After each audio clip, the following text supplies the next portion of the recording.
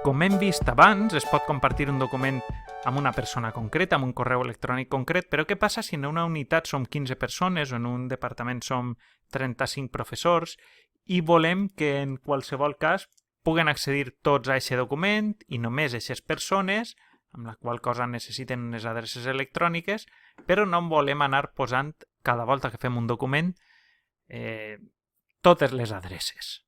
25 adreces a un document, 25 adreces a un altre, etc. Hi ha dues maneres de fer-ho. Una manera és crear una carpeta, compartir-la amb tota aquesta gent i qualsevol document que tinguem dins sempre estarà compartit amb aquestes persones. Això és una manera. Però per escriure aquestes 25 adreces, per exemple, la primera volta que compartim la carpeta, ho podem fer de moltes maneres. Si jo ara, per exemple, vinc ací i dic que vull tindre una carpeta compartida, factures, amb 3 persones, puc fer-ho així i escriure totes les adreces. Aquesta és una manera.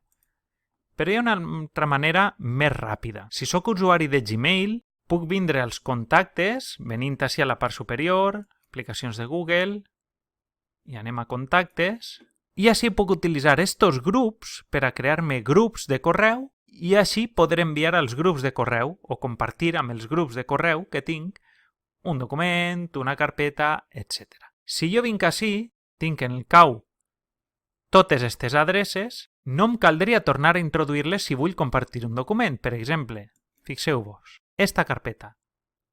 Compartix. Doncs podria compartir amb aquestes 11 persones, o podria vindre i escriure cau simplement. M'indica que són 11 contactes, faig clic i així tinc els 11 contactes preparats per a compartir la carpeta. És una manera d'estalviar-nos faena. Per a crear aquests grups o llistes de distribució o etiquetes, com li diu Google, simplement heu de tindre els contactes creats ací, des de crear un contacte, tindríeu tots els contactes creats i després vindríeu al final a crear una etiqueta. I en crear una etiqueta, faríeu l'etiqueta, en aquest cas grup de prova, la guardaríeu, veieu així l'etiqueta, grup de prova, vindria a contactes i seleccionaria els contactes que necessitara i els etiquetaria. Gestiona les etiquetes, donaria grup de prova i ja els tindria etiquetats.